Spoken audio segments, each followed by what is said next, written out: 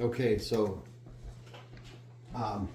Amy Coney Barrett had a book that came out, and I was fired up because of Charlie Kirk's murder, and so I wanted to do some things that would lean conservative. So I ordered his book from the library. It hasn't come in yet. It may not be out yet. And I ordered Amy Coney Barrett's book. And I had seen her talk about it on Brett Baer, and it seemed like it would be something I would enjoy, and I have enjoyed it. She becomes real relatable in the book, and she talks about her upbringing and her grandma's hard work and taking care of the family there in New Orleans. She incorporates stuff from Hamilton, which is hugely popular, and they did a dinner with Hamilton music in it to honor the newest justice when she was brought in. And man, what's the name of the newest justice? Do you remember? I thought it was interesting to find out that there's a justice that is diabetic, type 1 diabetes. I thought that was interesting. I don't remember.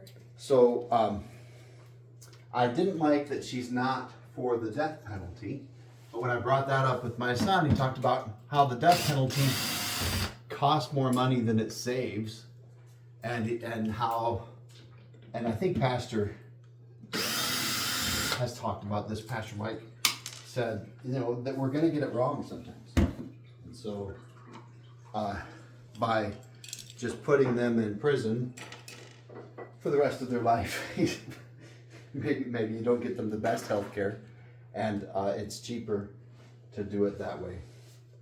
But so I like how she talks about, because I've wondered why there are so many decisions that are not 5-4 splits.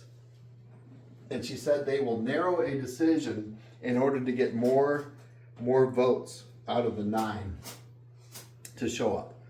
And so I like that was explained to me, and I'm probably more partisan than that, but I understand it a little bit more.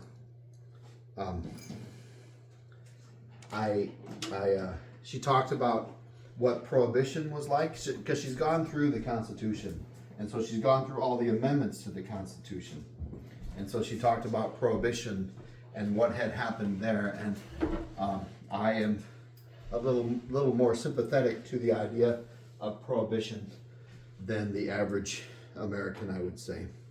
Just dropped the washer. But Amy Coney Barrett, she prioritizes family. She has a bunch of kids, and so she is a good example in that way, I think.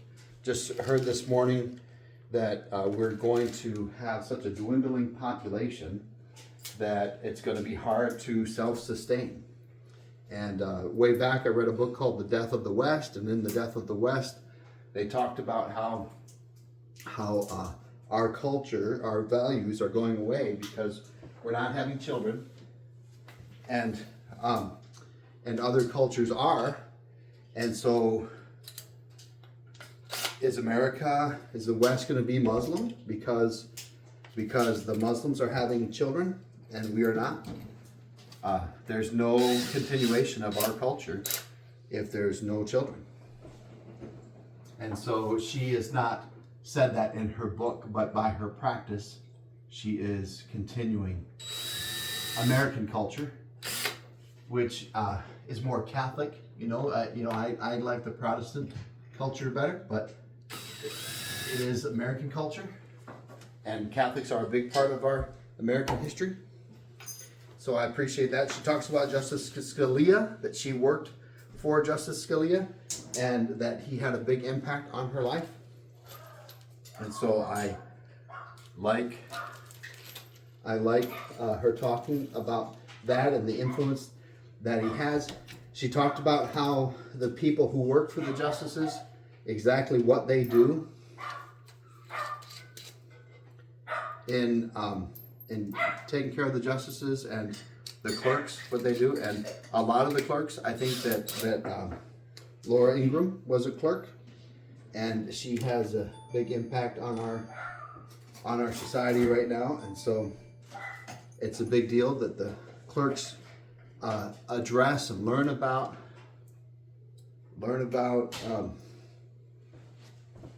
what's happening in our country.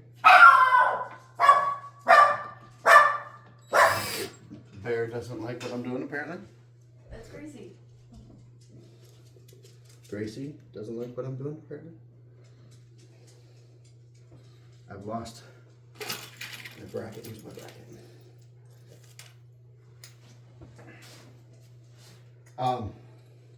So she talks about her family get-togethers because it's not just her having a lot of kids, right? It's her grandmother, and it's her parents, and it's her. So they show pictures of their family getting together, and how many kids are all together in one place. I think that is neat. I think families that have a lot of kids have a social advantage because they learn to deal with people. They learn to deal with people early in life because they got to put up with their siblings. And so I think that's an important value. I think she tries too hard to get along. I would like more of a fighter put in place. I think that the death penalty is certainly biblical. I think the concern about us getting it wrong is a big concern, a big deal. I understand that, but I think that that I don't like paying for the food and lodging for mass murderers for the remainder of their life. And it's biblical. If you're going to disrespect God by killing those who are made in his image, then the punishment should be a just government taking your life. That's not gonna work all. Madeline, can you come help me? I just dropped a bolt on the ground. You either need to hold this up or get that bolt. The wing nut underneath the Christmas tree. Oh yeah, see it. There you go. I just dropped the other one. Wow. I dropped another. You stay there for a second. What did you think about your reading in the book last night, Madeline? I like that she featured Hamilton. Yeah. What was it about? What was the play about, or? Yeah. You see the wing nut? Yeah. What was in the book last night? Cabinet Meeting Number 1, which is a song featured in the play, and how they refer to that when debating about whether or not to establish a national bank. Right. That it was the Commerce Clause that allows them to establish a national bank, and it was questionable whether or not Congress needed to do that. That they say it's necessary to create a national bank. And Jefferson's like, no, it's not physically necessary. You don't have to create a national bank. And Hamilton said, no, the definition of necessary isn't physically necessary. It's just expedient to get the job done. And so they create a national bank, and it's a big deal. It ends up being in New York, and that's from Hamilton, the play. That the compromise is that the capital is near Virginia, Maryland. But the national bank is in New York. So she talks about that stuff, and so that makes her relevant and applicable to people. So just the way that they get along, I like that they are personable, and that is the history of the Supreme Court, that they would get along.